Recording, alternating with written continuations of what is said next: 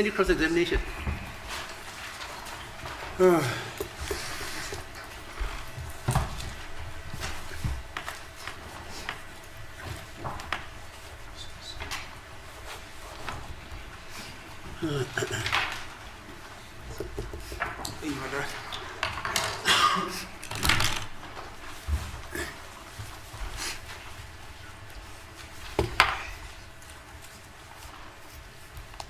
Thank you, Brigadier Ndlovu.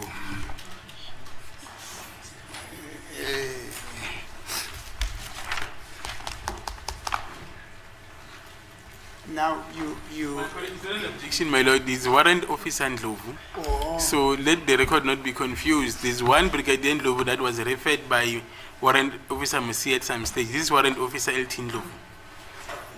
God bless. The reason why I'm calling you Brigadier Ndlovu is because we already used to the term Brigadier. We have been with the Brigadier for quite some time. Sekunesikhathi ke sindaweni no brigadier ingakho ke ngithi Brigadier Ndlovu kuwena. Sesijwayele ukusebenzisa ke Brigadier. Thank you. No Yeah. problem at all. Thank you. Please don't feel offended.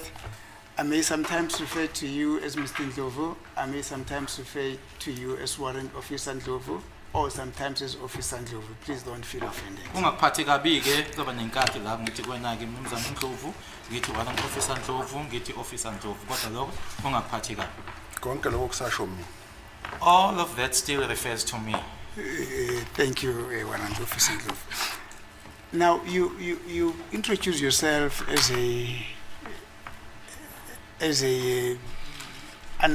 what did you introduce yourself again? Uma uzethula utheni konje? What did you say your duties are? Uma ubukhuluma ke ngomsebenzi owenzayo. Ngi-investigate, ngenza i-digital forensic investigation. I'm an investigator. I do digital forensic investigation. Bese ngiphinde futhi ngiyayenza ne-analysis kulokho engikwenzayo. And I also do analysis in that which I do. Thank you.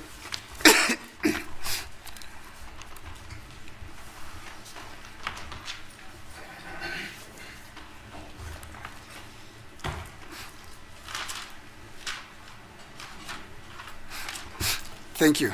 Now, you have said you may only go to other components of your investigation, of your field of investigation, if there's a specific request that accompanies the material that you had to work on, not so.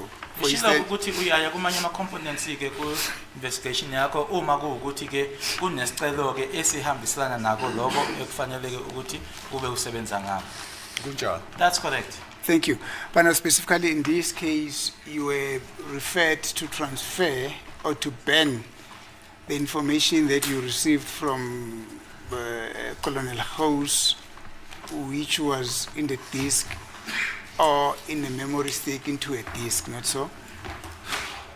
Lana wacelwa ukuthi information leyo ke uyindlulisele noma uyitransfere ke memory stick ukuthi ke uyindlulisele ku disk. Cha, ngicela ukukulungisa lapha Yes. kusinjalo. No, that's not the case. Can I please correct you there? Into eyenzeke la, mina nga-receive i-cell phone What happened here is that I received a cell phone from kuMohane. from Mohane. Ba-requesta ukuthi bacela i-data ye-cell phone ngenze i-download. They then requested that I do a download of the data of the cell phone. Then ngalo suku ebengilikhomba la, Yeah. ngathatha i-cell phone ngayi-download. Then on the day which I pointed out here, I took the cell phone and I downloaded it. Then in that process, i-cell phone ibikade ine-pattern. And now in that process, the cell phone had a pattern.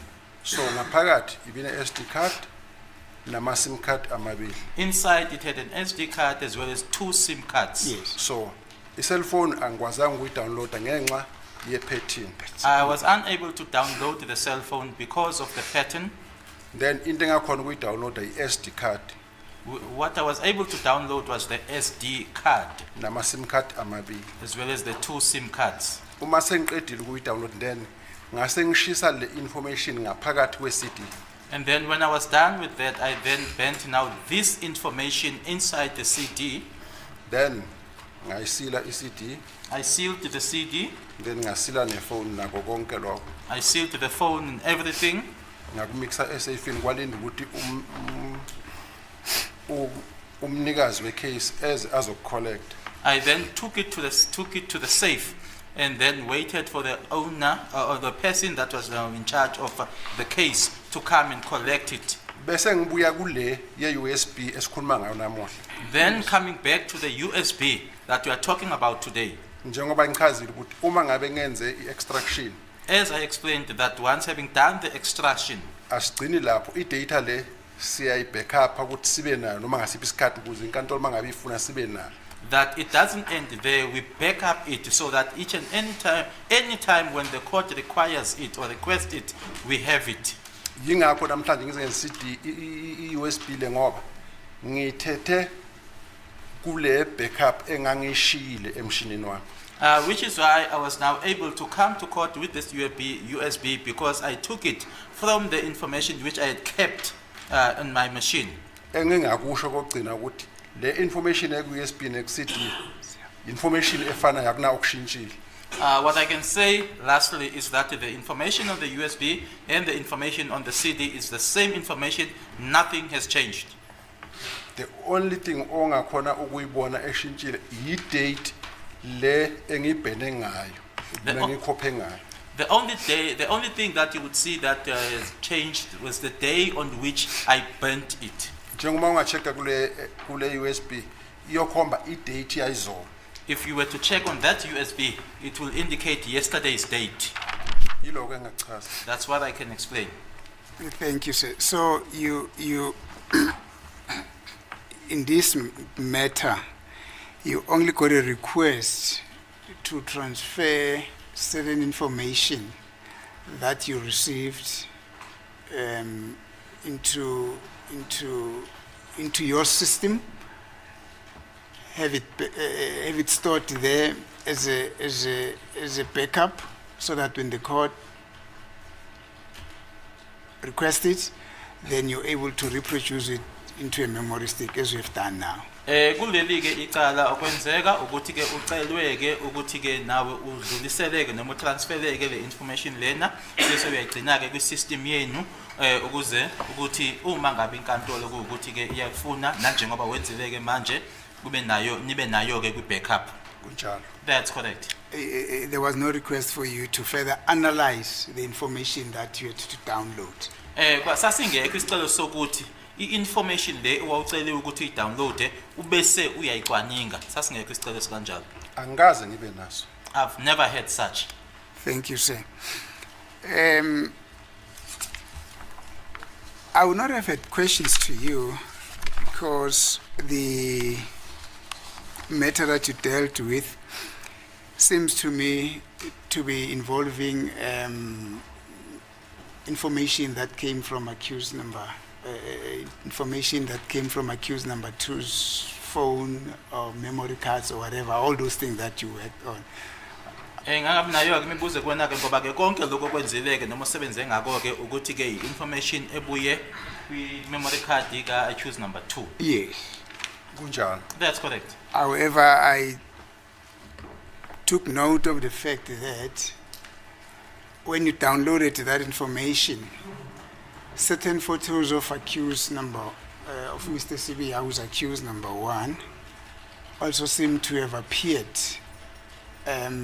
from that which you said you downloaded from, or that which you downloaded. In other words, in you downloading certain information from the gadgets that you received as belonging to accused number 2, certain information appeared therein which has got to do with accused number 1. Kodwa ke ngithe uma ngibuka ke ngibheka ke lapho ngabona ukuthi no manje ukuthi ke leyo information ke udownloadile ke lapho bubuya ke kuma gadgets noma ke umakhala ekhukhwini bakhe ke umsolo wesibili. Kodwa ke khona ke ithombe noma okuvelayo ke lapho naye uMr Sibiya oku accused number 1.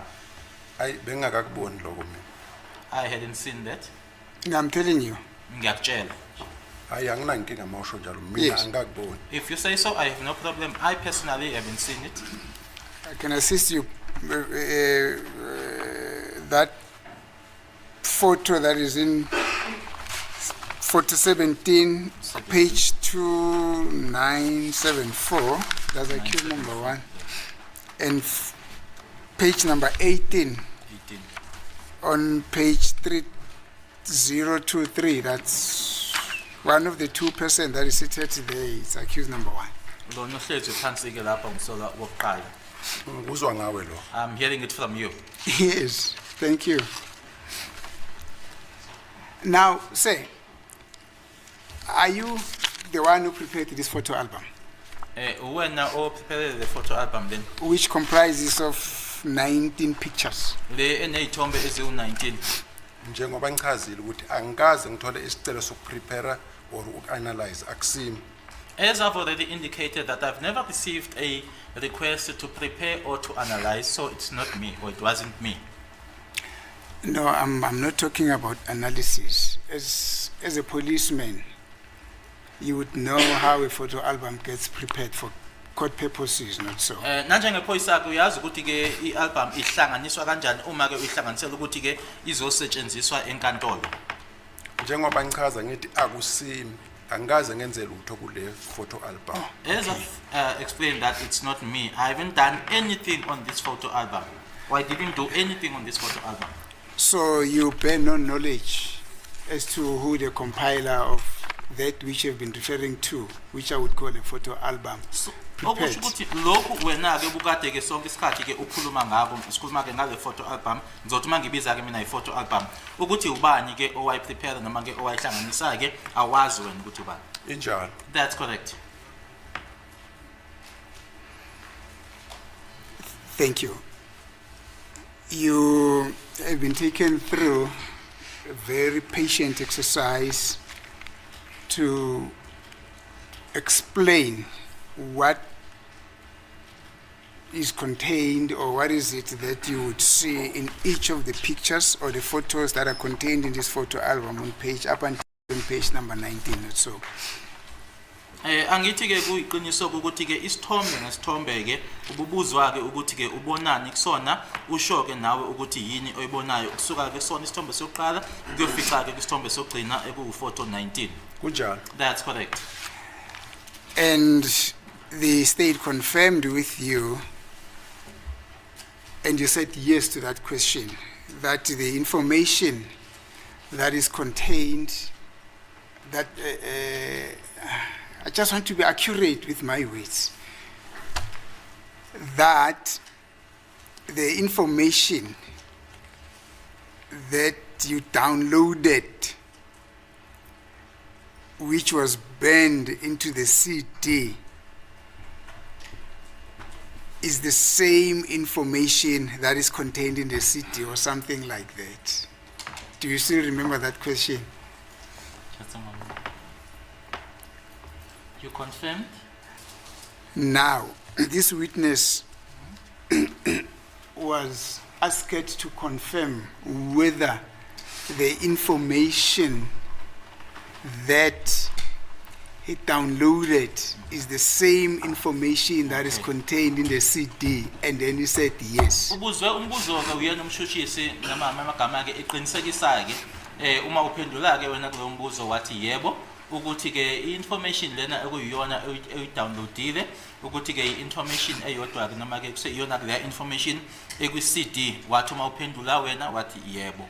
Angeke ngabazi lokho. I don't doubt that.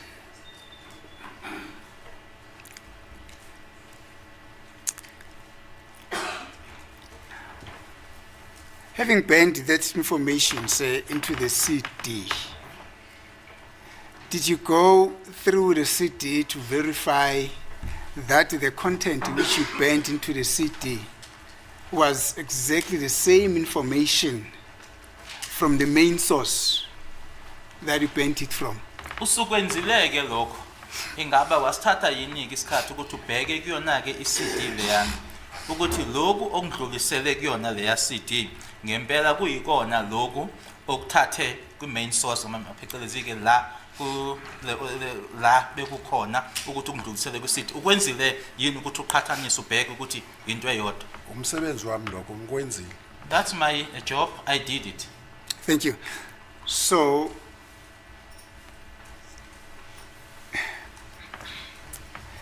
you specifically went through each and every photo that was in the main source that was contained in the CD to confirm that this is indeed a duplicate of what is exactly contained in the main source, now that which is contained in the CD. Okusho ukuthi ke uthathe isikhathi sakho ke ubheka ke isithombe ngasithombe ke ngasodwa ke ukuthi ngempela lokhu manje sekundluliselwe kuyona ke iCD ikona impela lokhu okuthathwe ngale la ubuthathe khona ke lokho akubizwa ngokuthi phecelezi ke imain source ukuthi ikona ke lokhu sekundluliselwe ngale. Ngicabanga ukuthi umsebenzi olula ngoba uma ungabheka iCD engayenza ubheke iUSB or uye kule backup enginayo emsebenzini umsebenzi olula kakhulu lo ngoba lento iyasho ukuthi no page 1 till page number 1 yonke izokhomba ema page afanayo okusho ukuthi into eyodwa.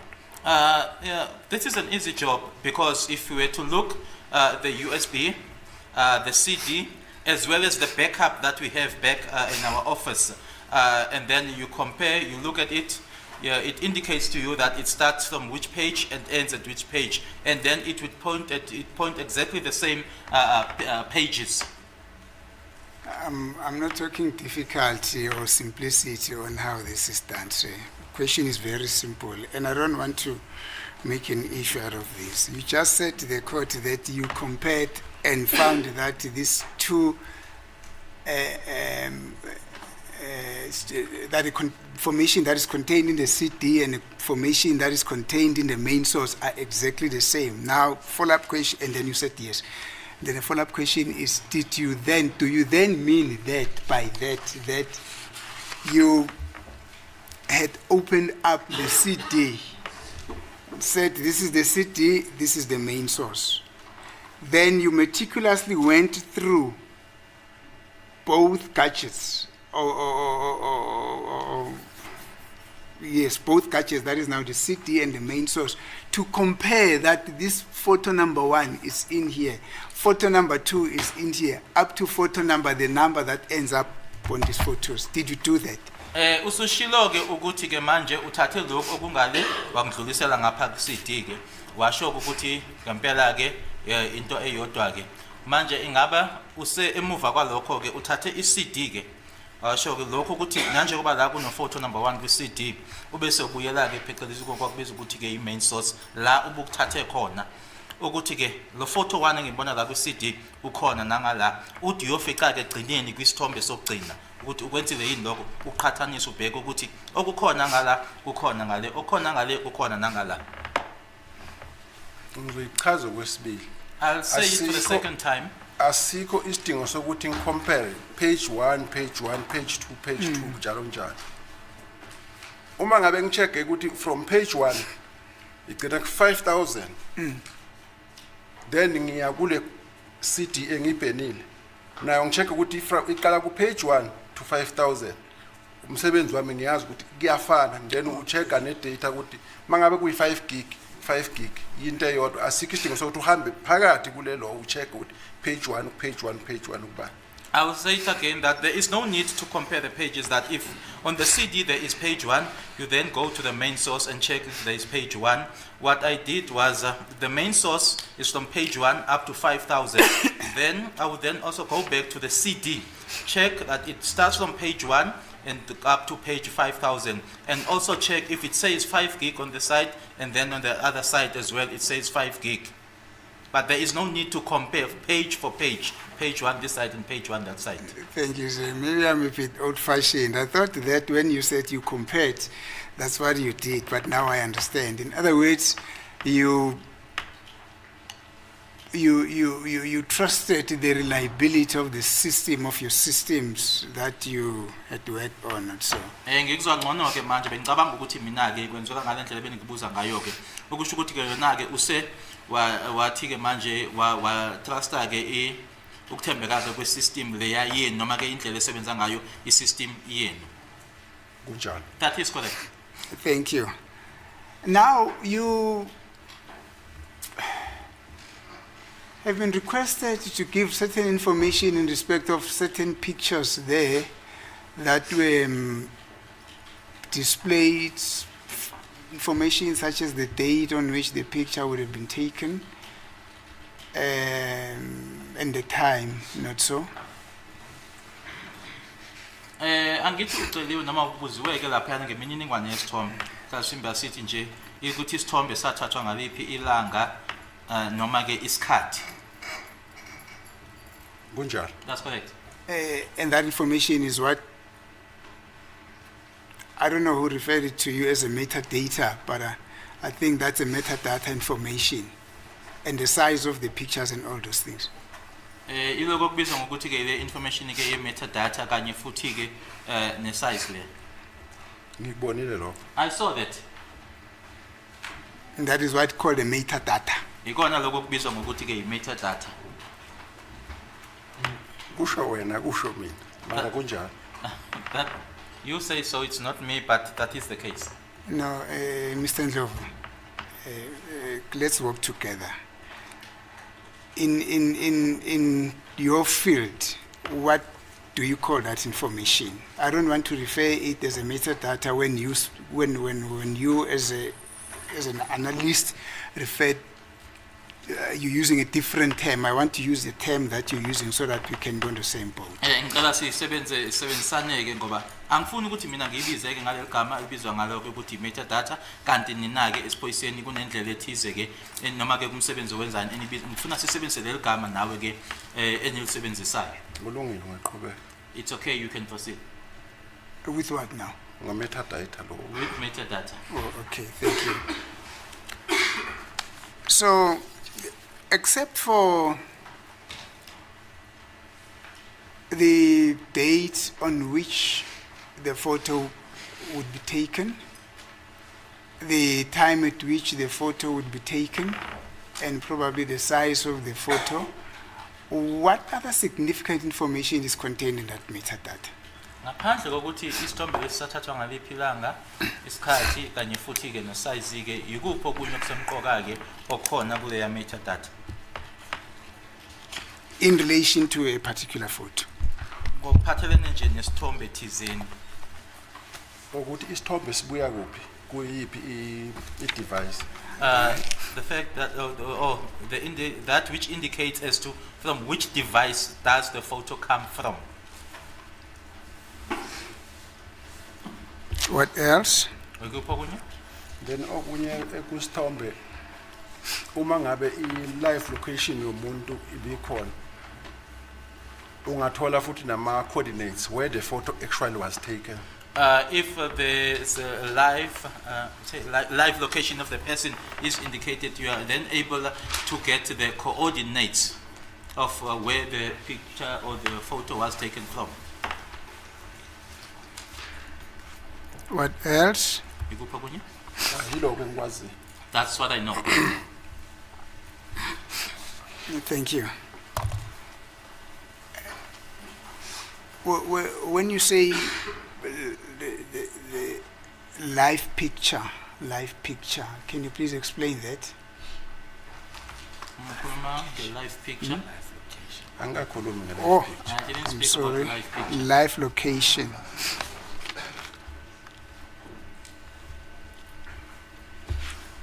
Yes, what do you mean by live location? Usho ukuthini mosho njalo? Ngikazi ukuthi uma ngabe uthanda isithombe ifoni yakho iku location on kuyenze ukuthi uma uthatha isithombe ikunike ama coordinates, then if you go ungena ku Google thatha ama coordinates wafaka ku Google ikunika exactly the place where the photo was taken. That's what I explained. Ngikushoyo ke lapho ukuthi ke uma ngabe ifoni yakho i-location yayo ke i-on ke isizokutshela ke manje uthathe ama coordinates lawo uwase ku Google izokutshela ke ngamashi indawo la isithombe sathathelwa khona yiloko engikushoyo. Thank you. Warrant Officer Ndlovu, remember I want to get this information from you. When you say when your phone's live location is on, what would then have been the setup in the phone to determine that the live phone's location is on? Uma usukhuluma ke ngokuthi ke u-live location ese onike yini ke le ekufana ekumele ukuthi ke iyona ke eyenziwayo ke ukwenza ukuthi u-location loyo live location abe on. Uma upage ifoni yakho la ngaphambili If you page your phone in front, kunala uthola khona i-icon ethi location, there's where you get an icon that says location, then ungayivula but only on the smartphone, hayi le phone uyiphethe. but you can open it, but I know. only on the smartphone, not the one you are carrying, Mr. Mnisi. Okay, ngakhomba kweyami if ungana nkinga isiye. Is this that not a one. smartphone? Put that one away, put that one away. Not that one. Hayi isi smartphone. That's not a smartphone. Cela ukusibona. Yes, maybe it's a smartphone, you don't know. Just have a closer look at this.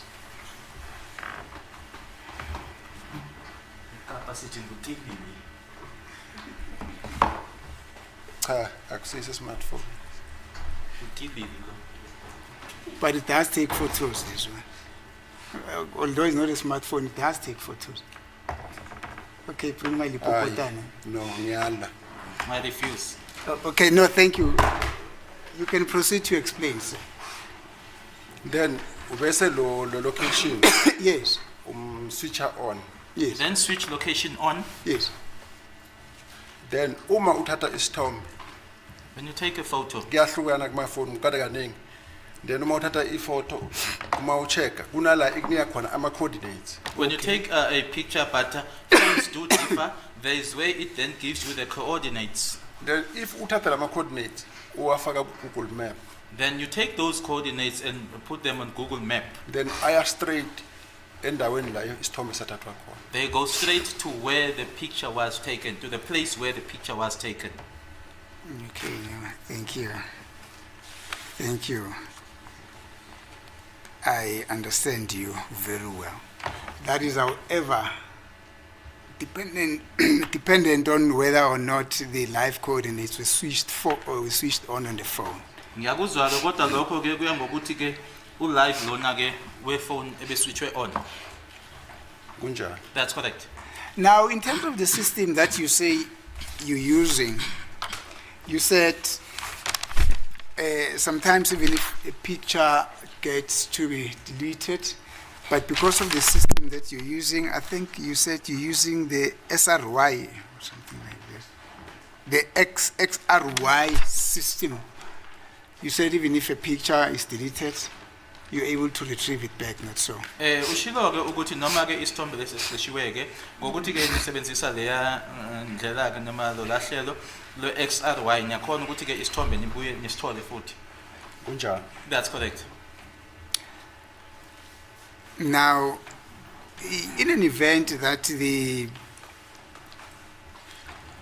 smartphone's live location has not been switched on, are you able or not to utilize this very same system, this XRY system, to determine the location where the picture would have been taken from? Uma kuukuthi ke u-live location loyana ke akaswitchwanga on, nisebenzisa yona ke inhlelo noma ke uhlelo lolu le-XRY, niyakwazi yini ukuthi ke nithole ke indawo ukuthi isithombe sathathelwa kuphi uma kuukuthi u-live location akekho on?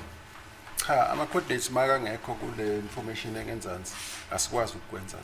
No, if the coordinates are not contained there in that information that is found underneath, then you're unable to do that. Thank you. So, in a case of a dispute with regard to, okay, let me not get there. I want us to go to page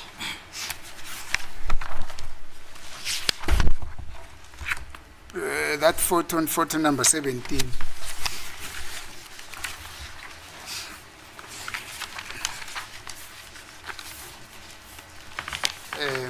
That is photo number 17 on that exhibit DD4 in brackets B. Yeah, actually, I would not have done this. Let me be very sincere. I took up the matter of the presence of that photo in this photo album that is accused number 1. I took up the matter with the state, and the state said, no, this exercise won't be about accused number 1. It is not involved. It's only about accused number 2 and number 3.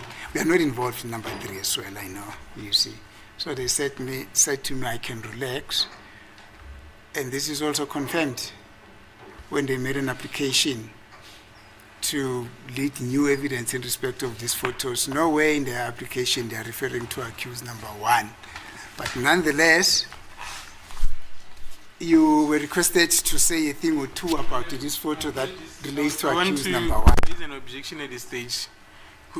We did mention that there are 2 photos of accused number 1 that we are going to lead, which is on page number 17 and number 18. That was mentioned by the state. It's incorrect to say that this got nothing to do with accused number 1.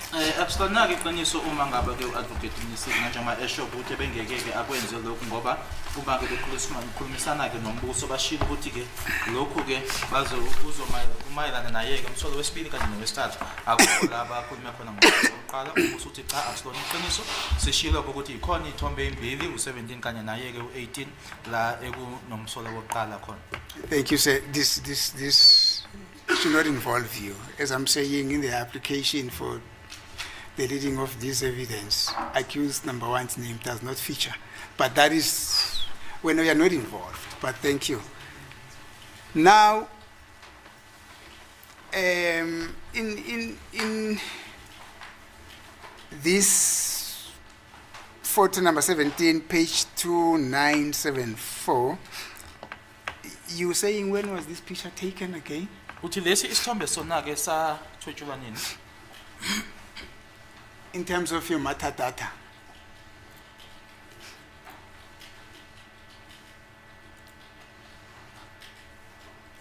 Ascom. It doesn't indicate.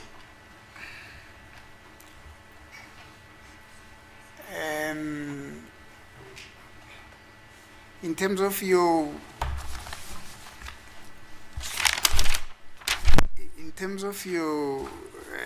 sorry.